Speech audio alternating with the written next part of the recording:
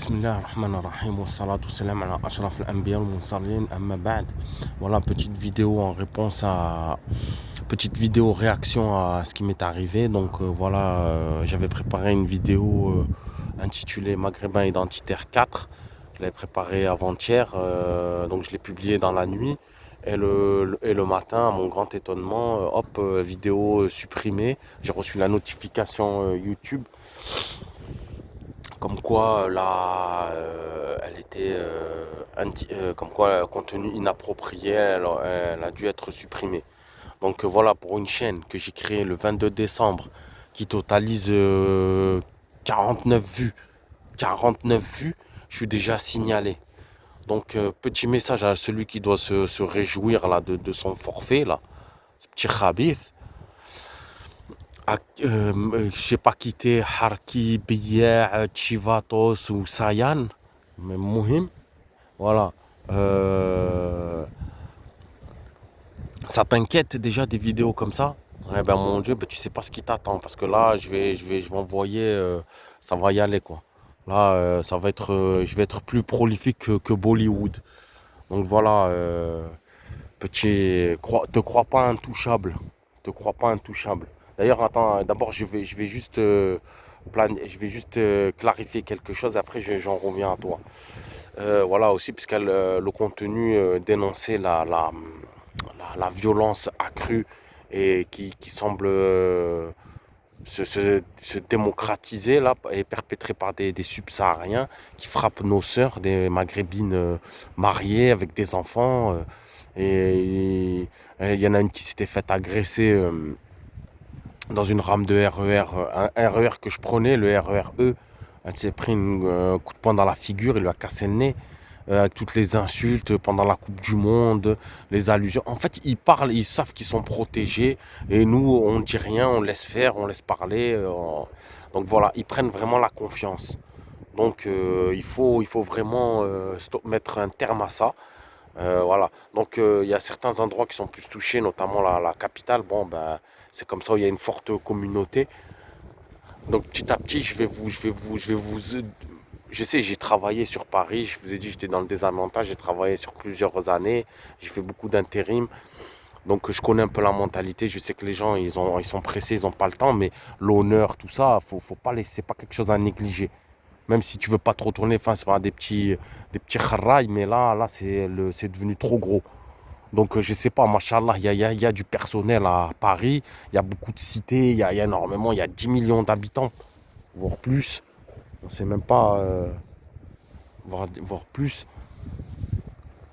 Donc, voilà, je veux dire, tu prends 2-3 gars vaillants par bloc, ça suffit pour monter une équipe, même monter des équipes supra-départementales. Je sais pas si se dit, il y a bien eu des guerres de cité. Donc des guerres de cité, c'était des gars, des fois de la cité voisine. Donc là, maintenant que ça s'est réconcilié, que cette mascarade, elle s'est arrêtée, et surtout au nom du rap, au nom de la mécréance. Donc là, j'appelle mes frères de Paname à se réunifier, à former des groupes d'autodéfense. Donc voilà, et pas laisser passer les moindres écarts de langage, tout ça, hop, sanctionner comme eux ils font. Nous, on les respecte, on n'a pas à insulter, tout ça, mais nous aussi, on rend coup pour coup. Donc voilà, mais il y a aussi, bon, je veux dire, ils attaquent sur plusieurs critères, hein, sur plusieurs terrains. Donc il y a le terrain des médias, il y a aussi l'appropriation culturelle. Ils veulent s'approprier notre histoire, notre culture. Ils veulent, voilà, avec le mouvement kémite absurde qui n'a rien à voir, des escrocs intellectuels, clochards civilisationnels plutôt, on pourrait appeler ça. Euh, on n'a rien à voir avec eux. Il y a peut-être une proximité géographique et encore parce qu'il y avait deux barrières naturelles. Il y avait le Sahara et l'Atlas. Sahara, le plus grand désert du monde aride, et l'Atlas, une longue chaîne de montagnes qui commence des contreforts de Marrakech jusqu'en Tunisie. Donc le Haut Atlas, le Moyen Atlas, l'Anti-Atlas, l'Atlas télien ou l'Atlas sahraoui, il faisait office de barrière avec les Aurès.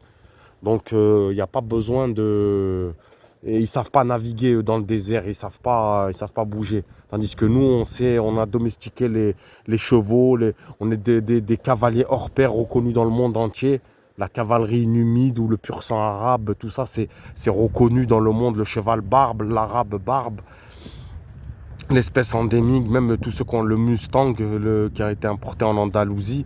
De toute façon, la cavalerie arabo-berbère, elle est même pas, il n'y a même pas à discuter, quoi. C'est les meilleurs du monde. C'est les meilleurs du monde. On est les meilleurs, on était les meilleurs dans beaucoup de choses.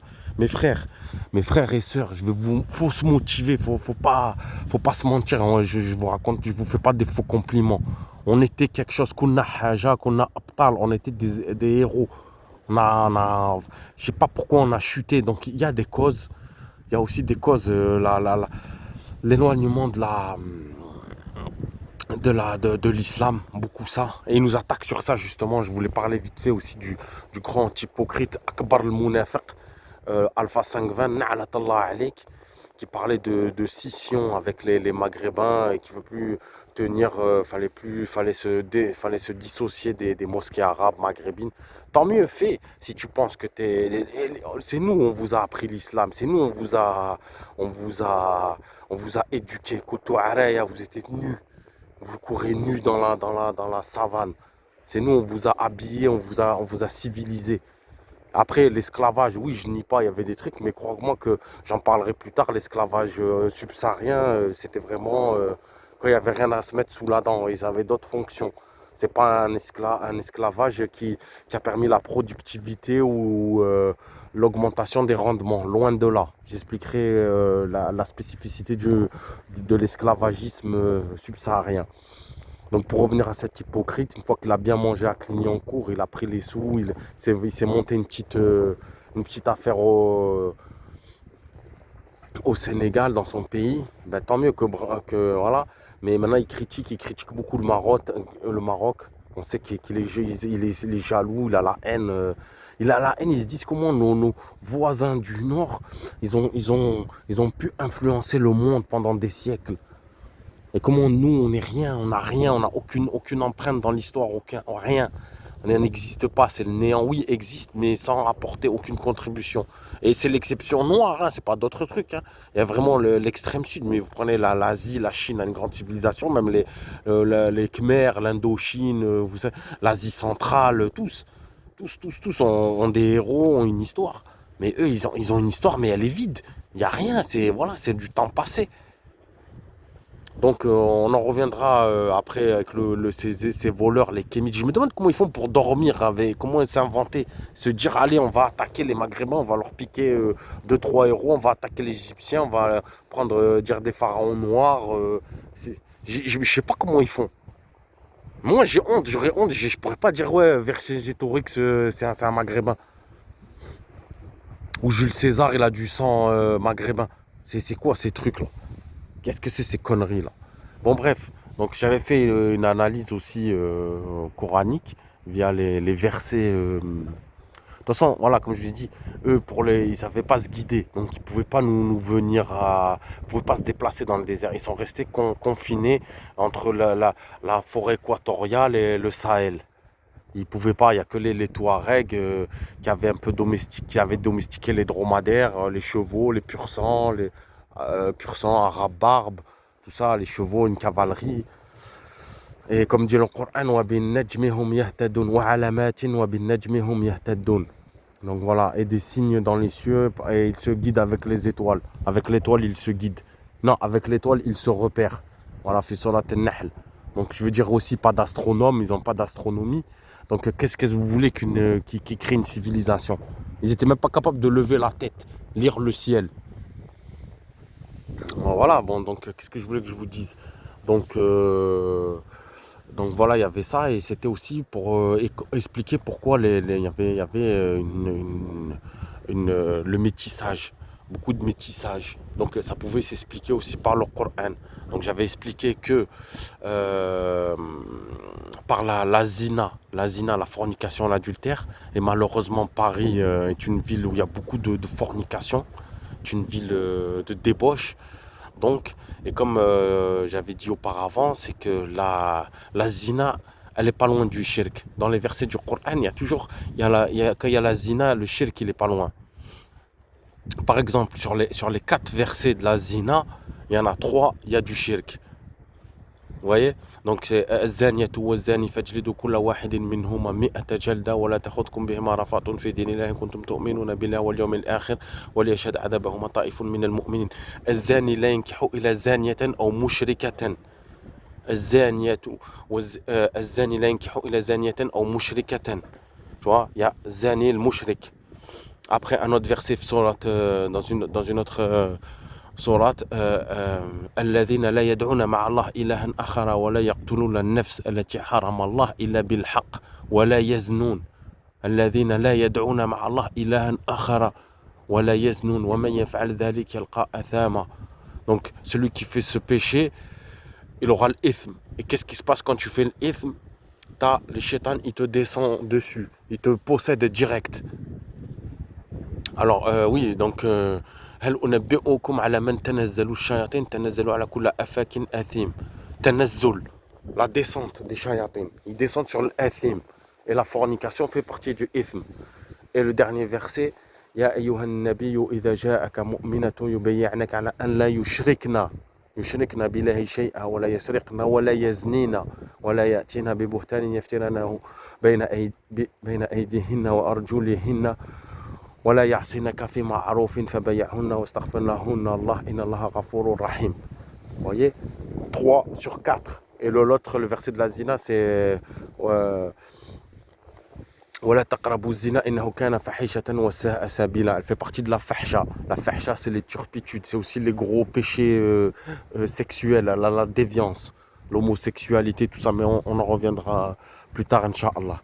Donc j'expliquais que voilà, comme la zina amène le shirk, donc qu'est-ce qui laissait une porte ouverte au abd soud pour convoiter la sœur? Ça veut dire même dans le Coran, il y a un verset qui dit ولا تنكحوا المشركات حتى يؤمن ولا تنكحوا المشركات حتى يؤمن ولا أمة مؤمنة خير من مشركة ولو أعجبتكم ولا تنكحوا المشركين حتى يؤمنوا ولا عبد مؤمن خير من مشرك ولو أعجبكم أولئك يدعون إلى النار والله يدعو إلى الجنة ومغفرة بإذنه كذلك يبين الله آياته للناس لعلهم يتذكرون. Voilà, donc là on parle le abd est favorisé par rapport au mushrik. Donc voilà, ولا تنكحوا المشركات حتى يؤمنا ولا أمة مؤمنة خير من مشركة. أمة, c'est l'esclave, la servante. مؤمنة, une esclave servante. Une esclave servante vaut mieux qu'une mushrika, même si sa beauté l'enchante, et vice versa pour l'homme. Donc en fait, Fatoumata avec des grosses lèvres, cheveux crépus et odeur âcre, elle est mieux que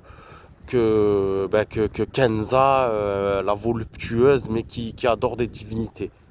Mais si toi, au lieu de faire le haris, de faire le garde chez toi pour pas être un déyouth, tu la tiens et tu vas pas forniquer avec Virginie, Sophie et les blanches, les chrétiennes, les Nassara, parce que déjà tu forniques avec des moucheriquettes.